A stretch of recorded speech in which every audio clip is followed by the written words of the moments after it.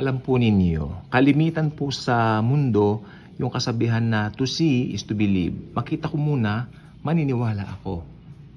Tapos, may nangyari, natatandaan po ninyo nung nabuhay ang Panginoon, si Jesus, di po ba, ay nagpakita po siya dun sa, ewan ko, 11, no? Or sa 10 na lang kasi nagbig tip po si Judas. Tapos may isang wala doon during that time, nagpakita ang Panginoon, wala po si Thomas, di po ba? And nung nag-surface na po si Thomas, sinabihan siya ng mga other disciples, we have seen the Lord. Nakita namin si Lord, nag-appear siya sa amin, ganito, ganyan, bla bla bla, chu. Sabi niya, hindi ako maniniwala hanggat hindi ko nakikita at hindi ko na idadaiti ang aking mga palad doon sa kanyang tagiliran, doon sa mga pinagbutasan ng pako sa kanyang mga kamay at mga paa. Kaya ang nangyari po ngayon, parang nakaka-relate po tayo kay Thomas. Kasi maski mga Kristiyano na tayo, alam natin may mga pangako ang Panginoong Yesus sa atin. Alam natin that Jesus is good, Jesus is gracious, Jesus will never leave us nor forsake us, and yet we tend to doubt His love and grace towards us. Aminin po natin yan.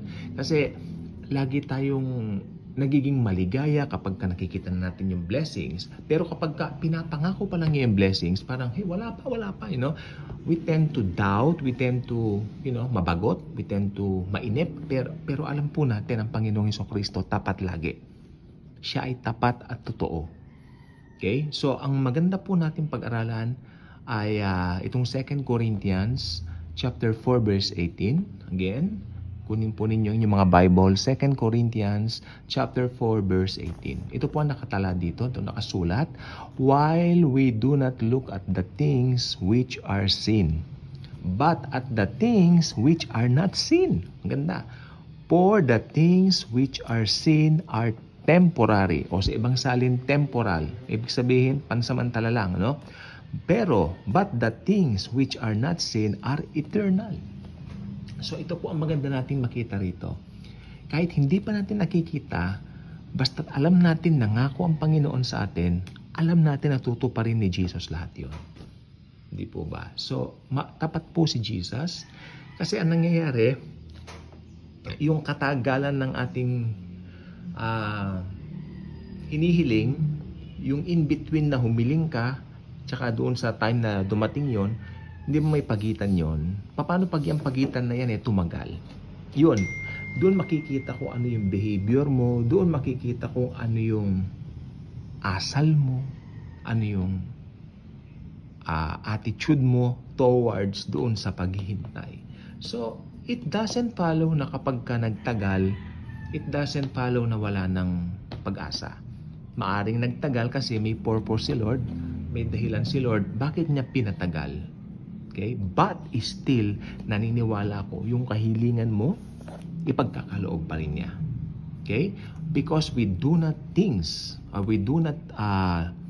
concentrate on the things which are temporary. Temporal. Tandaan mo yung mga hinihiling mo rito sa mundo, temporary lang yan mga temporary needs mo sa bawat araw, may mga pangailangan ka, right? But, itong gusto ko pong sabihin po sa ating lahat, mas mahalaga yung pangailangang spiritual. Amen. At when we receive Jesus as our very own personal Lord and Savior, nagkaroon na tayo ng bagong pagkatao. Binihisa na tayo ng bagong pagkatao. And I believe, kasama sa bagong pagkatao natin ay yung, magtiwala lagi sa Kanya. Na mag-provide siya sa bawat araw ng ating mga buhay. Hindi po madali minsan. Nakikita ko po kanina po, may kausap po ako. Sabi niya, nagpalabas po ako ng 200,000 para sa isang negosyo. Hindi ko po alam kung magwo-work itong negosyo. Parang kinakabahan sila. Sabi ko, kung isasama po ninyo si Jesus sa inyong negosyo, magiging successful po kayo. Ayan ang sinabi ko.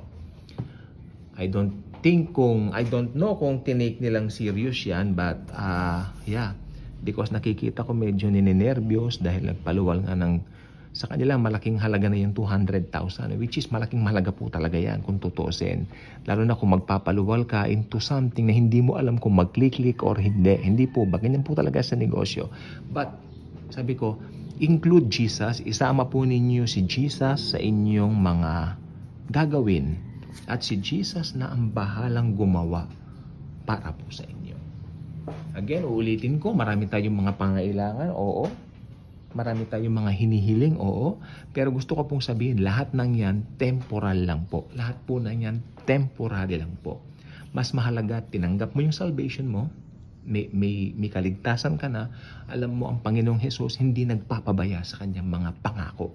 Ako ilang beses po yan, minsan medyo natatagalan. Sabi nga nila ang iba, nagluluwat, medyo matagal, nakakainip, ganito, ganyan. Pero kung alam mo kung sino ka kay Christ, alam mo, anak kang minamahal, alam mo hindi siya nagpapabaya, well, itong gusto ko sabihin, magtagal man, ito ay matutupad at matutupad pa rin. So again, we do not look at the things which are seen, but are the things which are not seen. Why? For the things which are seen are temporary or temporal, but the things which are not seen are eternal. Kaya kung hindi ka pa nakasubscribe sa ating channel, I invite you to do so. Click the notification bell, share this video, and always look to Jesus. Si Jesus ba nasa heaven? Opo. Pero si Jesus ay nasa puso ng bawat believers. The born again Christians tayo po. Just talk to Jesus. Maririnig ka niya lagi. Okay? Talk to Him in prayer. Actually, hindi yung prayer na traditional eh. Just talk to Him as you would to a friend, as your closest friend, your best friend. Jesus is our best friend. Jesus is our brother. Jesus is our kuya. Siya ay very concerned po sa atin. Yung concern mo, concern din ni Jesus. Okay? Yung kausap ko po kanina, yung sa negosyo niya, concern si Jesus doon. Gusto siyang tulungan ni Jesus. Now, it's up to them kung i-include nila ang Panginoon sa kanilang mga activities. Include Jesus in everything you do, and everything you do will prosper. I mean, will surely prosper. Thank you, and Jesus truly loves us all.